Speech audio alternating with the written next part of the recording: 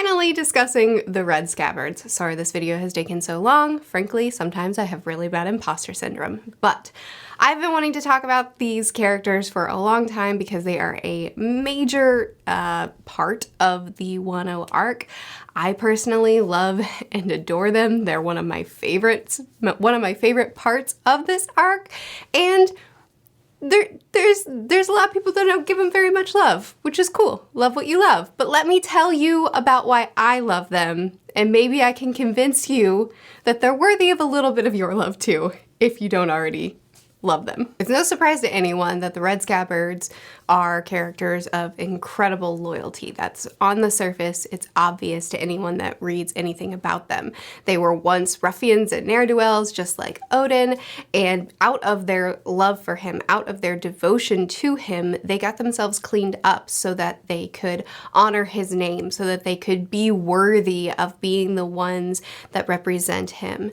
And then moving forward, their loyalty it never stopped escalating. And this incredible devotion, this surrendering of your own agendas, surrendering of your own plans for your life to serve someone wholly and fully is something that I never get tired of reading. It's one of my favorite things to read about, is characters that are wholly devoted to each other.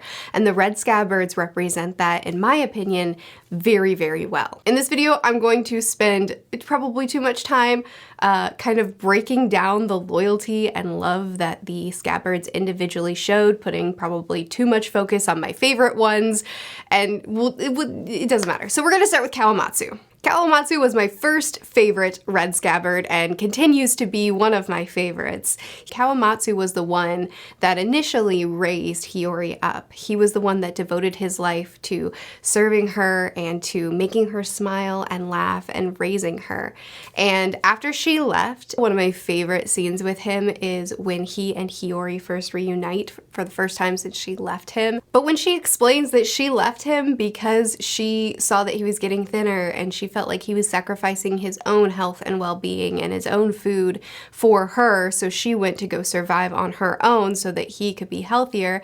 And his response was to smile and say, "Oh, what a sweet reason to do that. I'm much fatter now, so it was very nice of you to do that." Lies, you dirty rotten liar. The joy and the happiness that you choose to show Hiyori, when in contrast, I watched you crumble. I watched you go into absolute despair and near kill yourself over this. But to Hiyori, he just smiles and says, "That's so nice of you. I'm much fatter now. You've been eating so much less. You've been eating so much worse. Everything was worse for you after she left. And yet, you choose to present yourself to her in this humble, kind way." I love this character, his devotion to the cause, to his leader, and to the family of this leader. And after she left and he encountered the fox spirit, then when Kawamatsu went out to buy the fox some tofu, steal, he was captured and imprisoned for 13 years. 13 years of solitude, of isolation, of being mocked, of having no comrade near him. 13 years of surviving off of one rotting fish a day. He didn't waver, at least to our knowledge. Even whenever he sees Razo, he sees one of his comrades for the first time in 13 years of isolation. When he sees him, the first thing he asks is Momonosuke alive and well? He only cares about knowing that we can still serve Oden, we can still fulfill this thing that we've been devoting ourselves to all this time. Not to mention, once he did encounter the fox, he took on a new purpose for the remainder of his life, and that was, while he waited for the rest of the Scabbards to return, while he waited to be able to fulfill this mission, he helped to collect all these swords and to dig a tunnel so that, well, not to collect the swords, he was in prison. He helped to dig that tunnel, to dig that place for them to be able to store the swords. He convinced the fox that collecting the swords was a good idea because we could could carry their will into battle. And I focused really heavily on Kawamatsu when talking about the loyalty to Odin and to the cause and to the family, but I could talk about just about any of the Red Scabbards and talk about that same loyalty and the same sacrifice and the same willingness to devote everything that's in them to their leader. But instead, I'll talk about the other Scabbards by talking about how much loyalty they also had to each other. In my opinion, one of the best scenes in One Piece, easily one of the top 5 scenes in the whole series, is Razo is safe. We get to see Cat Viper and Dogstorp go under tremendous torture. We get to see Zoe go be destroyed, and they withstood all that torture and they didn't stop. They were so insistent. Razo is not here. We don't have him. We have nothing for you. They were not going to stop. I believe that these two characters would have happily died, never changing their answer if it came to that. They were willing to sacrifice themselves and their land, their home country where they reside. They were willing to give up everything to protect one of their own. And then on the flip side of that, you have Razo, who they chained up and kept imprisoned so that he couldn't make sure that they didn't give this sacrifice. Razo, who it was his own kind of torture to have to sit there and watch the people that he loved, his family, bringing him food day in and day out, increasingly more injured and harmed, and asking them, what is happening to you? What is going on? And they wouldn't tell him because they didn't want him to present himself. They didn't want him to give himself up for their sakes. They didn't want him to hurt or worry over them. And frankly, their devotion to each other, on top of their devotion to Odin, is incredible. This display of loyalty and friendship and absolute love is amazing to watch play out on screen, not just in Wano, but it bleeds back into Zoe as well. We also get to see so much emotion from them in these little subtle scenes, like how Razo was the one that told Odin, your dreams are our dreams, whenever Odin said that he wanted to open the borders of Wano. When Odin's castle was burned and they were scattered, Razo was collecting ocean water in his scroll whenever Zunisha would rain down water on them, just in case there were ever a scenario again in his life where he needed to put out a fire, where he needed to provide this, when he needed to save someone from a similar situation. That little scene, which ended up being a great convenience in Wano, that little scene, that little line of dialogue, that little reason for why he did this, to me, in such a short little section, shows the impact of how they have been affected by the pain and suffering, by losing their leader, by not being able to fully protect him and his family. Not just that one little scene, but little scenes with all of the Red Scabbards. I think Oda so well depicts the pain that they're holding on to, the guilt and the shame and the hardships that they've had to suffer that are still affecting them, that they're now reacting to things way past time, just in case it might ever come up again, that they would be incapable of helping someone in a fire again. That to me speaks so many volumes of the inner pain and struggle that they're suffering. Not to mention their willingness to suffer silently. Razo, who was willing to die in that fire when he was standing off against the big forehead and the long earlobe guy, you know who I'm talking about, and at the end he said it wasn't even hot. Kiku, who lost her arm in battle and said, this is nothing compared to the suffering that my leader has gone through. But it's not just the loyalty, it's not just the devotion, it's not just the willingness to suffer silently and sacrifice wholly. I think there's so much depth to these characters as well. I have not talked about Ashura Doji very much, and he is my other favorite Red Scabbard, and actually I think he's my #1 favorite. I think he's passed up Kawamatsu, but I just love them all. Ashura Doji was left behind. In the 20 years when some characters jumped forward, he stayed behind. And this line haunts me when he's reunited with the other Red Scabbards and he says, this is 20 years for you. This is how hard it is to continue believing in legends. As insubstantial as the clouds, 10 years was as far as we could get. They couldn't take it any longer. They headed to Onigashima and they all died. He tried to convince them to wait, but they refused. They were getting older and they felt like they needed to fight now or they wouldn't be strong enough after the 20 years. Then very early on in the arc, we see him against Jack and he says, I already lost my chance at a meaningful death. You see how much the waiting has weighed on him. You see how much watching his country fall, watching his people suffer, watching his men die has made it so that he's lost a lot of his own hope and his own faith. Another line that completely haunts me for his character. Why did it take 20 whole years? Dogstorm said, we will know when the job is done. Dogstorm had to wait too. He had to deal with his own suffering. And while he didn't wait on Wano, he had to go through his own torture and tests of loyalty. And still, even though he was also left behind and also had to wait and also had to suffer, he still says, there's gotta be a reason we had to wait. We're gonna find out eventually. Still, he says, there is a reason and I haven't given up hope. I think a big reason why Ashura Doji and Kawamatsu are two of my favorite Red Scabbards is because they show such opposing sides of what it's like to wait. Kawamatsu, who didn't waver, who reassured himself constantly and who never stopped believing that they would succeed, that his comrades would come back, that they would be able to defeat Kaido and liberate Wano, and Ashura Doji, who also had that faith but lost it when the trials came, lost it when he had to face loss and when he had to face suffering and when he had to face these hardships. He became calloused and bitter and cold. But one of my favorite things about Oda's writing whenever he's exploring a theme or an emotion from when he's exploring something very thoroughly is that he explores it from a lot of different angles and he doesn't moralize it. He doesn't say Ashura Doji failed.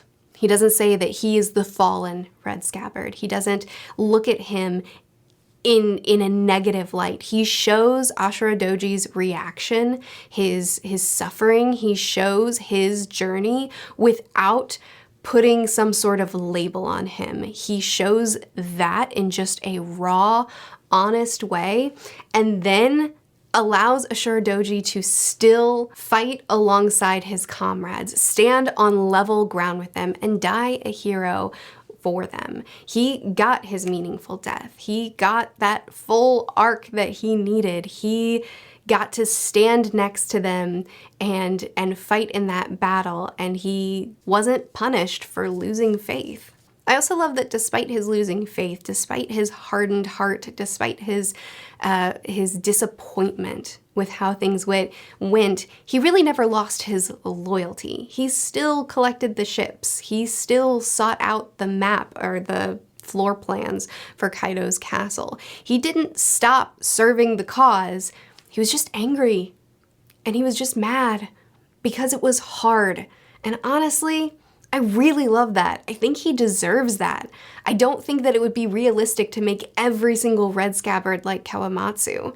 And I appreciate that we got to see them in different states as they've had to go through all this. I said in another video, whenever Ashura's death was confirmed, I said that I wanted to discuss more in depth why I think that his death was meaningful, impactful, very well done. And it probably doesn't fit here, but I'm gonna put it here because I need to talk about it. There is another line in Wano that still haunts me and I think about all the time, but it was actually a line from Brook. And it was when Brook and Robin were up against Black Moria and there were a bunch of illusions, projections that they both saw through and weren't tricked by. And Brook said, "We can see through the illusions because of what we've been through." Now, you may already know this about me, but Brook's backstory, his journey with Laboon, the suffering he underwent, it means a lot to me. I have a video, I'll link it, where I talk about it more in depth, but that just kind of struck right through my heart. And I feel like that is so relevant to Ashura Doji's journey as well, because in his death, Kanjuro, I don't know why I lost his name for a second there, came in as Odin and said that he was there to finish the final battle with them, and they celebrated. They were so excited, and Ashura Doji saw right through it because the pain and suffering meant that he wasn't to be tricked by those lies. When he stepped in and stabbed him through to show that he wasn't the real Odin, his line, "I don't blame you for going soft. He was our friend.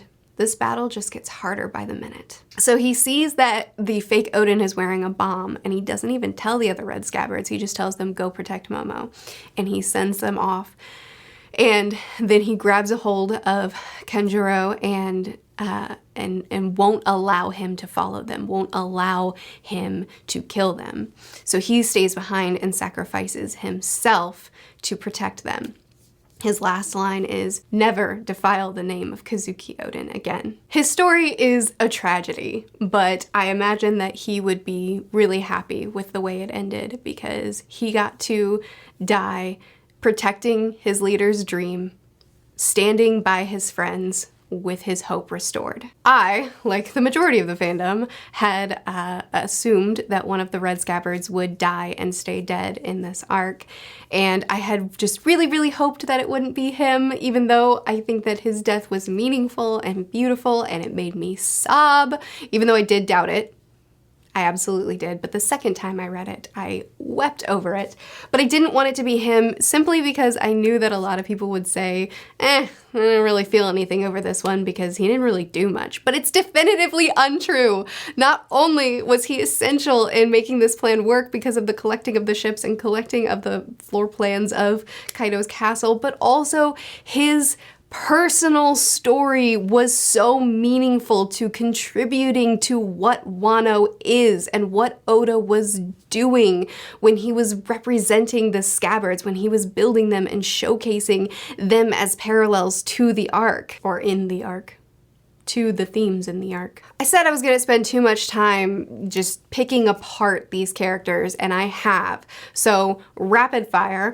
We also have Denjiro, who was so enraged that his entire face contorted and he looked like a different man. Yet, when he was left behind, he worked in enemy camps. He served the two men that he hated more than anyone else in the world. He did their bidding. He was the right-hand man of Orochi, and he did all this so that he could be poised to betray Orochi and to save them and to fight alongside them in the final battle. The rage and suffering that he must have faced day by day, having to serve and coddle and promote and stand next to the man who killed your leader, who you're still loyal to. I can't imagine. But then of course he also, after Hiyori left Kawamatsu, he finished raising her, which again, still day by day serving his leader. At this point I haven't talked about Kanjuro hardly at all, but I do think that he's worth mentioning in this video because while I love the drama of having one of your own betray you, and all along throughout this entire journey he was never actually loyal to the leader or to them, and it wasn't even out of hatred towards them, it was just out of continuing the cycle of what was done to him. Oh my goodness, it's amazing, but I think that it's really worth exploring what happened to him as well, because while I think that having, removing this family, Orochi and Kanjuro's family, from a position of power and leadership after what happened, after what was done, I totally think that removing them, stripping them of their title, removing them from the position is a very reasonable and understandable reaction. However, then hunting down every member of the family and slaughtering them in cold blood, even the ones who weren't involved, was a misstep to say the least. And having Kanjuro having to watch his family die on this stage, to think that wouldn't affect him. I mean, of course it would. And y'all know I love the themes of Fishman Island, the themes of having the cycle of hatred perpetuated if the core issue isn't addressed and changed directly, having that cycle continue and continue. Kanjuro is that cycle. He watched his family be killed in cold blood. So what does he do? He has no agenda against Odin as the individual or against the Red Scabbards, the group or individuals, but he is perpetuating the cycle of what happened to him, because that's what happens when people go through that kind of massive trauma. There's a line in a book that I read recently that I've quoted too many times since I read it because I love it so much. And the line is, "To give someone your trust is to give them a knife to wound you, but to trust someone is to believe in the goodness in people and in the world that shapes them." The Red Scabbards put their undivided trust in one another, to the point that when there was clear evidence over and over again that someone within them had betrayed them, they refused to even acknowledge it. Even though Kandro didn't have any personal hatred towards them, he used the knife that they gave him in their trust to wound them, because in wounding them, he was able to wound Wano as a whole. I could go on.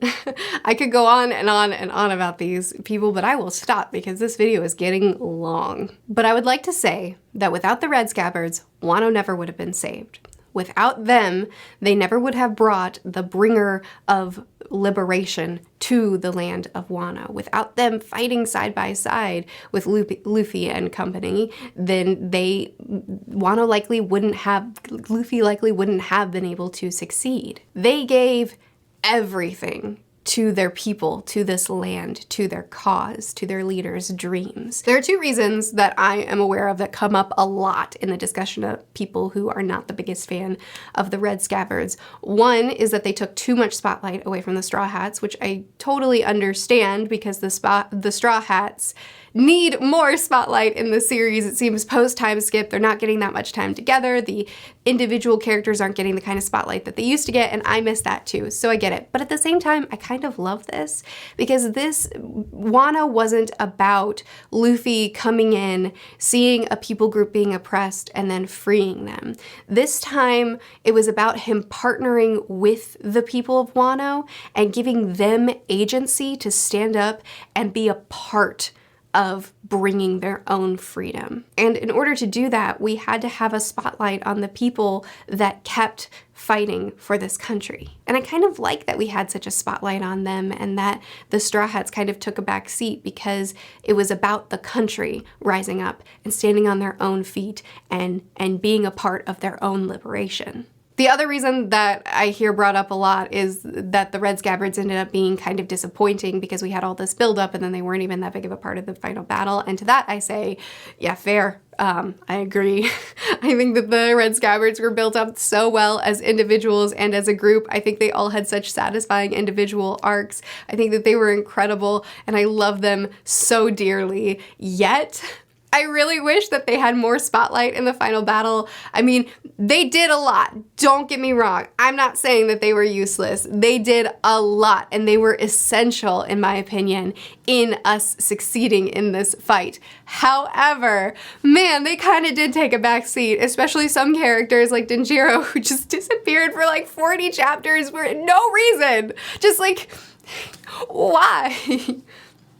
And in general, this final battle, while I am satisfied with the final battle as a whole, if I were to critique, I think that it was a little bit too chaotic. And if it had been brought in a little bit closer, if both the Straw Hats and the Red Scabbards had been allowed to shine a little bit brighter, and we just like we didn't focus so much on a million other little characters that just weren't that satisfying, if we would have removed them instead of put more focus on our two groups of 9, that would have been nice.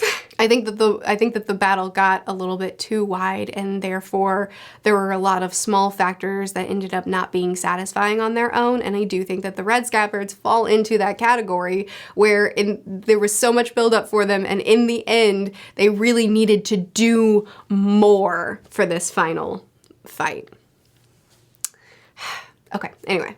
I do wish that there had been more of them there at the end, but regardless, seeing them bow before Momo when he was finally revealed for the first time was, I think, the perfect full circle moment. It was the perfect ending to this journey that we've been on with them, and I'm so satisfied, and I love these characters so so much. There you go. That is my rambling mess of a video talking about why I love these characters, why they have affected me so deeply, and why I have enjoyed every moment I've gotten with them. I would love to hear what you think. Are you a fan? Are you not? Feel free to tell me why. Feel free to add on to anything. There's a lot more that could be discussed here. But until then, I post videos every Monday, Wednesday, and Friday here, Tuesdays and Thursdays on the other channel, which is linked in the description. I'll see you again soon. Bye.